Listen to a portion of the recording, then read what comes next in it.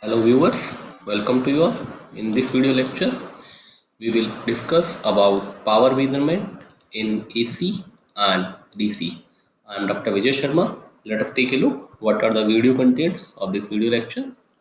First, we will discuss what is the definition of power, and thereafter we will discuss the measurement of power in DC circuit as well as in single phase AC circuit. In this power measurement in single phase AC circuit, we will discuss three methods in brief, that is 3 voltmeter method, 3 ammeter method, as well as wattmeter method.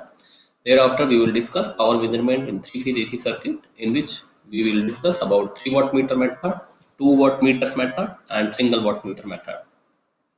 As we know, the measuring of the power consumption of a device or the dissipated power of a component is often a source of errors. When the power is measured, it is necessary that both the voltage and the current are to be measured at the same time. Since power is P equals to VI, so both have to be measured at the same time, and the relation between these two is taken into account.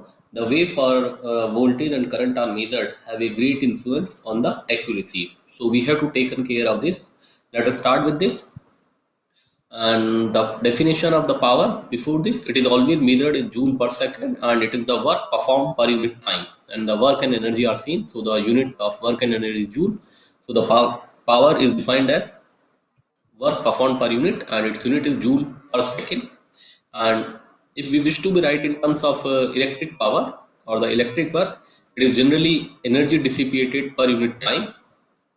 As the unit is joule per second, we can write by multiplying the same formulation by Coulomb inverse and the Coulomb. So Coulomb inverse and Coulomb will be cancelled out, and this joule per Coulomb, it becomes W equals to QV, and it will be the W over Q, and it becomes V. So this term will be joule per Coulomb will be equivalent to V, and this Coulomb per second is, we know, as it is the current definition of current, so it will be the measured in ampere. So this power is nothing but it is the V into A. So power will be written as volt ampere, and we can say in terms of language that this is the product of voltage time currents, and it is known as electrical equivalent of power. So the DC power, it is given as V into I, and we can convert by using Ohm's law, and it will be I square R or maybe V square R using the relation V equals to IR. In terms of AC, this power has to be written in a different manner, and because we have to taken care of the phase shift in this term.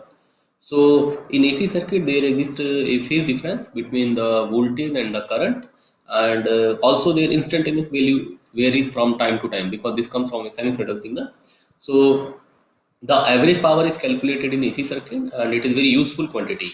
So due to the instantaneous fluctuation of the power, since it may be negative, it may be positive, and the positive side indicates the consumption of power by the load, while the negative side indicates that it is returning the power from the to the source from the load. So the most common concentrating term is the dissipated average power. We have to look for average power. So this average power is given by this V into I, and with the cos phi.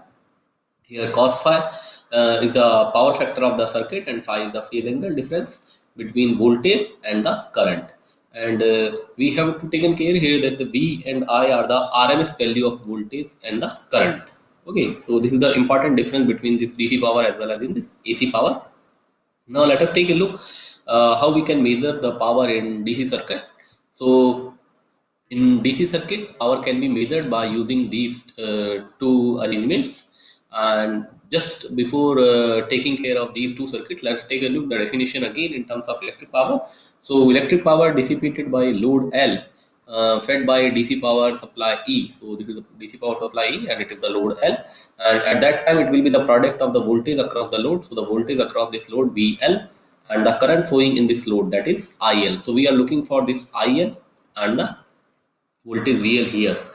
And importantly, a power measurement in a DC circuit can be generally carrying out by using this voltmeter, or maybe with this ammeter. That means using a combination of voltmeter and meter, we can measure this power. We can see here that in this arrangement, what we are finding that ammeter measures the current flowing into the voltmeter. So this ammeter measures the current which is flowing in this voltmeter as well as the current which is flowing through this load also. Whereas in this figure, what we see that the ammeter measures the current which is going through this load. So this error is avoiding, since here the current is moving in this as well as in this. So to measurement by using this voltmeter of the current, there will be an error. So in order to be remove this, we are using this circuit here. And what we can observe that here the voltmeter measures the voltage drop across the ammeter, and but here problem is this, in addition to drop to this ammeter, this gives a drop to this load also. So the both the arrangement gives a surplus of power measurement, and which is absorbed by the instrument. So the corresponding measurement errors are generally referred as insertion errors. So these are the insertion errors, and we can taken care of these in terms of mathematics, that the expression between the measured power, electric power P, and the measured power VI, and are derived by analyzing the circuit, this one as well as this one. So using this circuit, what we can write that this power can be given as P equals to VL. So this is the voltage across this load, and IL is the current flowing through this load. And we can write it in terms of V into I and RV minus RR. RV stands here is the internal resistance of the voltmeter, and RA is which is shown in here is the internal resistance of ammeter, and RL is the load resistance. IV is the IV here, it is the current flowing through the voltmeter, and the V is the voltage drop across the ammeter. So using these two circuits, we can write these two formula here: RV minus RL, that means resistance of in voltmeter and the resistance of this load. So difference divided by RV gives us the power. Here it will give you the power by using this ammeter method. And if we take that this IV value, that is the current which is flowing through this voltmeter, is compared with I, and the voltmeter uh, value of this voltage across this ammeter is equivalent to compared with V, then in that case what we can write that we can neglect these terms and approximately yields by using this situation. Since voltage is proportional to RA, so the VA will be equals to this RA, the resistance of this ammeter, and the total potential V will be the RA plus RL. So we can write in terms of ammeter here, and current is inversely proportional to resistance. So in this term, it will be inversely proportional. And by using this compare value, we can write that this IV over I equals to 0, and V over V equals to 0. Consequently, in this term, measured and the measured power will be the coincident. So on the basis of all these mathematical expression, what we can analyze that correction of the insertion loss error can be easily derived by using this arrangement. And the instrument most commonly used for power measurement is the dynamometer. We have to take a look in this picture. This is a dynamometer, and we can measure using this, and we will study here the working principle and the measurement circuit of this dynamometer. And this instrument most commonly used for the power measurement, and it is built by the two fixed coil. So here we will found that the two fixed coil, and these are in series and positioned coaxially with a space between them. And second is a moving coil. So this is a moving coil here, and this moving coil having a equipped with a pointer which is shown in here. So you will find that this is always having a pointer here with this, and the torque which is produced in the dynamometer is the proportional to the product of the current flowing into the fixed coil. So whatsoever the amount of current will pass through these fixed coil, it will be saved here. And the fixed coil generally referred to as the current coil. So these two are considered as the current coil and carrying the load current, while the moving coil, which is here, it is generally referred as the voltage coil, and carries a current that is proportional via the multiplier resistors RV. So this is RV value here, and which is passing through this. So as a consequence, the deflection of the moving coil is proportional to the power dissipated into the load.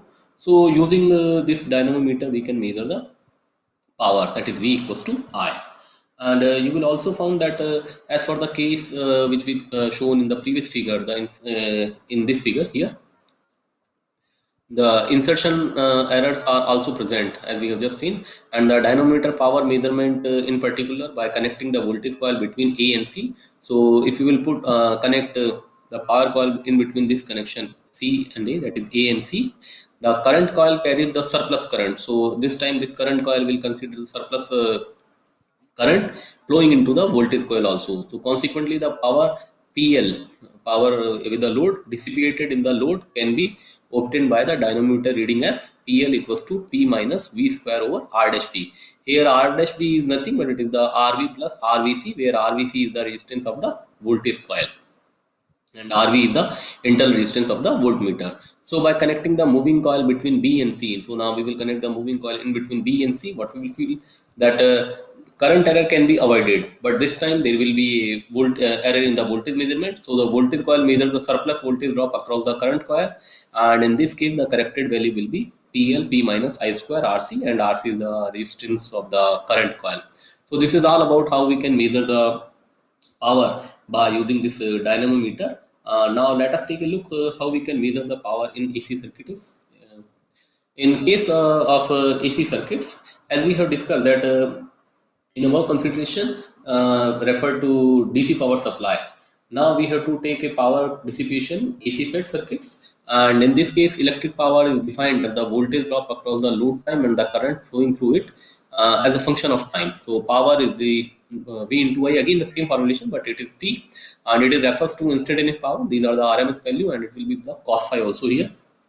So what we can write that it is mainly interested in the mean value of instantaneous power of a defined time interval. So in circuits fed by periodic AC voltages, it is relevant to define the mean power dissipated in one cycle.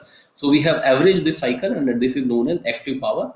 So the PTDT over the time period 1 over T, 0 to T, and the simplest case, here the simplest case what we have taken here is the sinusoidal supply and feeding a purely resistive load. This is a purely resistive load, and in a purely resistive load, there will be no phase between uh, V and I. And in that case, we can write mathematically like this. In this formulation, V and I are the RMS value of Vt and It, and the omega, which is shown here, it is the power supply angular frequency. What we have to observe that the instantaneous power is given by a constant value Vi plus a another quantity, that is the ACC quantity, which is oscillating with the twice of the angular frequency. So it is oscillating with the twice of this angular frequency, and thus the active power is simply the product of Vi. So this is the active power here, Vi. In this case, all the above consideration referred to active power for DC circuit are still correct, but voltages and current must be replaced by the corresponding RMS value. It means that if I have to replace VI formulation with the previous formulation P equals to VI with the RMS value, root mean square value, then it will give the same in terms of AC. And in case of purely reactive load, is the opposite. The voltage drop across the load and the current flowing through it are out of phase, that is 90 degree. So at that time the instantaneous power is given by this Vi cos of 2 omega t, and thus the active power dissipated by a reactive load is 0, owing to the phase introduced by the load, because cos 90 will become 0, and we can write this. So this will be the 0 power. And the simplest case of sinusoidal power supply, purely resistive and purely reactive load, have been discussed. And in this case the load is expressed by a real or pure imaginary number, and in general the load is represented by a complex quantity, as we know that load is ZL, and it is represented by RL plus JXL. So it is a complex quantity, and at this time the load impedance can be it has to be represented in mind that the electric power dissipated by ZL is the sum of power components separately by resistance, that is Req, and by the reactance, that is again Req, and it will be Xeq, that is reactance part. Okay, so Xeq of the equivalent circuit ZL and the RL. So considering that no active power is dissipated in the reactance, what we have with us? We have with us that P equals to Req IL, and here this term cos phi appearing in this formulation refer to the power factor, and it considered that only a fraction of voltage VL contributes to this power. In fact, its component VXEQ, that is the reactance part. That means that it is the drop across the reactance. It does not produce any active power. So as it is orthogonal to the current IL flowing to the load.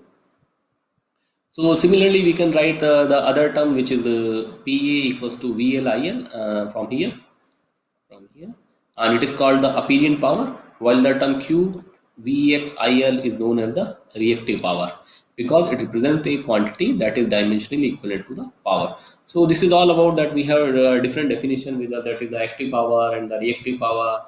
So accordingly, we can write and we can calculate apparent power just by squaring this equation and this equation and taking the square root. We can again have with us the apparent power. Now let us take a look how we can measure the single AC circuit, that is single phase circuit. So there are three methods which we are taking consideration in here. There are many methods, but we are taking just three here. One is the 3 voltmeter method, 3 ammeter method, and 3 wattmeter method. Wattmeter method. We will take one by one, and this is the schematic circuit diagram of the 3 voltmeter method. And the power in a single phase circuit can be measured using this 3 voltmeter method. And the connection circuit for the method is can be seen here. Here V1, V2 and V3. So these are the voltmeters, and this R is a purely what it is? It is a purely non-inductive resistance. So there will be no inductive, it will be purely resistive. So this is the meaning. And these are connected in series with this circuit. So this is here. From this circuit, the voltage V1 is the vector sum of the V2 or V3. So V1 is the vector sum of this V2 and V3. So we have shown in the phasor diagram also. So in this phasor diagram, the current which will pass through the circuit I is taken as the reference phasor. So this current is taken as the reference phasor here, and hence V2 will be in phase with this I because the direction of this current I and this V2 will be the parallel, so it will be the same direction. And since there is a V2 will be in the direction, and V3 it leads the current by an angle. So V3 is leading this V2 by an angle which is the phi here, and due to non-inductive circuit. Okay, so from this phasor diagram, what we can write that this V1 square will be the sum of V2 square and V3 square with this angle cos phi. So V1 square will be the V2 square plus V3 square plus 2V2 V3 cos phi, and we can found out here that V2 is nothing but it is the current which is flowing through this resistance R. So V, because these are in parallel branch, so VT will be equals to IR. So putting the value of V2 here in this equation, we will have with us V2 plus V3 plus 2PR. Here P is nothing but is the power in inductive load, and it is not given by this expression P equals to V3 I cos phi. So therefore we can find out an expression for the power, and the power factor of this circuit can be given by this expression. So using this method, and this method is not very accurate because small errors in the voltmeter may cause serious error in the measurement of the power. So the accuracy depends on the errors in the voltmeter, and due to the addition of resistance R, supply voltage may be higher than the load voltage, and it also gives difficulty to get non-inductive resistance in practice. So this is the way how we can measure by using 3 voltmeter method.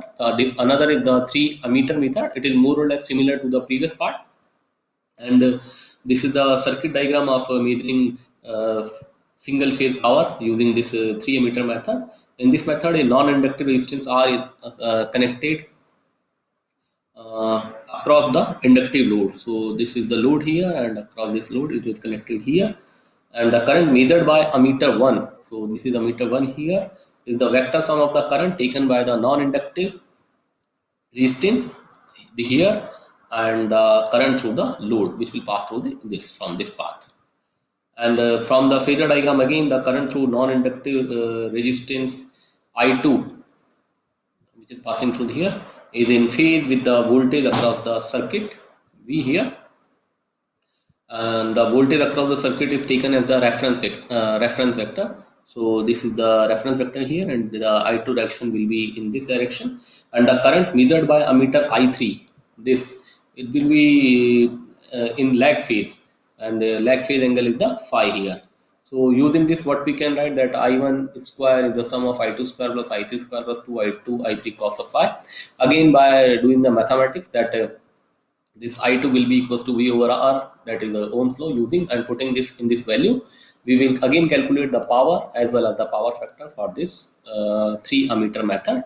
And importantly, the advantage of this method is that the power determined by the circuit is independently of the supply frequency and its waveform. So this is all about the 3 ammeter method. And the next is the wattmeter method. And this is the schematic diagram of this wattmeter method. And as discussed in the DC power measurement, current coil of the dynamometer type wattmeter carries the load current, while this is the current coil and this is the pressure coil. So this current coil carries the load current, while this pressure coil, which is shown here, it carries the current proportional and in phase with the voltage of the circuit. So whatever the voltage here circuit will be carried with this. So the deflection of the meter depends on the current of these coils and the power factor of the circuit. So the connection for single phase power meter using a dynamometer type wattmeter is this in this way. And in order to measure the power, the load current must pass through the current coil from this. So the load current has to be passed from this coil, and hence it is connected in series with the load, whereas the voltage across the load must appear across the pressure coil. Across this pressure coil, it is connected with resistance R, and hence it is connected to the load. If the wattmeter gives the power reading in watts, then W will be, that is P equals to VI and W equals to VI. We can write in any way. So by using these three methods, we can measure the power in a single AC circuit. Now let us take a look how it can measure in the three-phase circuit. So power measurement in three-phase circuit can be done by various method again. However, we will take a look of only three methods here, and these various methods includes that 3 wattmeter method, 2 wattmeter method, as well as single wattmeter method. Let us discuss one by one each method in detail. So let us start with the first part, that is the measurement of three-phase power by 3 wattmeter method. And this is the schematic diagram or the circuit diagram of this method. Here it is applied to three-phase 4-wire system. Current coil of all the 3 wattmeters mark 1, 1, 2 and 3 are connected to respective phase marked as 1, 2, 3, and pressure coil of all these 3. This is the pressure coil here, downward is the pressure coil, and it is of all these 3 wattmeters are connected to a common point of neutral line. So you will see this is the common point and the neutral line here. And clearly each wattmeter will give reading as product of the phase current and the line voltage, which is a phase power. So the resultant sum of all the reading of wattmeter will give the total power of the circuit, and mathematically we can write that the total power will be the sum of P1, P2 and P3 power with this wattmeter as well as this wattmeter, and can be written as V1 I1, V2 I2, V3 I3. Here I3 I2 I1 I2 I3 is the current flowing through this V1 V2 V3. In the second method, that is the measurement of three-phase power by 2 wattmeter method, there are two methods especially, and the connection is in the star connection of load, and the another one is the delta connection of load. So when the load is connected as a star connected load, so the circuit diagram will be looks like this, and here it is clearly for a star connected load, the clearly the reading of wattmeter 1 is the wattmeter 1 is the product of phase current and the voltmeter difference. Here voltmeter difference will be V2 minus V3, because it will be the V1, so difference will be the V2 minus V3 will be the difference of for this. And similarly, the reading of wattmeter 2 is the product of the phase current. This is the wattmeter 2. It is the product of the phase current I2 and the voltage difference V2 V3, and thus the total power of the circuit is the sum of the reading of both the wattmeters we are using here. Okay, and this is the neutral line here, and using this, what we can write mathematically, that total power is the P equals to P1 plus P2, and this is 2 times here, just P1 plus P2, and here it will be I1 V1 plus V2 is the P1. So this is the current I1, and it is V1 and V2, and I2 will be V2 minus V3. So But what we have with us that the current at this point will be I1 plus I2 plus I3 should be 0, and hence putting this relation in above relation, what we have the total power, and which is again V1 I1 V2 I2 plus V3 I3 in delta connection of loads. So when it is a schematic diagram, when delta connection is loaded and the reading of wattmeter 1 can be written as P1 equals to minus of V3 I1 minus I3. So here we will take the consideration of direction. So the current which is passing through from here is the I1, and it is the difference with the I1 minus I3 will pass through this, and it will be multiplied by this V3. And similarly, we can have the reading of wattmeter 2, and it will be the difference of I2 minus I1 with negative sign. And again, when we have to calculate the total power, so it will be the sum of power in the power wattmeter 1 and the wattmeter 2. And since as we again see that V1 plus V2 plus V3 will be 0 in this delta connection, and hence expression for total power will be this. Similarly, using this, we can also measure the three-phase power by using 1 wattmeter method. And the limitation of this method is that it cannot be applied for on unbalanced load. So under this condition, what we have that I1, I2, I3 all will be equals to I, and in the same way the V1, V2 and V3 all will be the same, and that will be equals to V. It should be for this 1 wattmeter method. And this is a schematic diagram of this 1 wattmeter method, and two switches are given which are marked as 1 3. So this is 1 3, you will see from this 1, and this is connected 1, and this is 3. So this is when it is 1 3, and whenever it is 1 2, so by closing the switch we can have 1 2 connection also from here. Okay, so we get the reading of power meter. P1 equals to V1 3 I1. So I1 is the current which is flowing through this, and accordingly we can write the value of V1 I3 I1. That means V1 with reference to 3. So it will be V1 I3 I1 cos of 30 minus 5, and on solving this we will get this formulation. Similarly, when we are closing the switch 1 and 2, then we have this relation with us, and again we have to add these two, and the total power will be come out to be P1 plus P2, and which is equals to 3 VI cos of 5. So this is all about how we can measure the DC power as well as the AC power by using the different methodologies, and these are the references, and these are the earlier video related to switchgear components, MCBs, ELCBs, and some more components of the switchgear. So thank you for watching this video.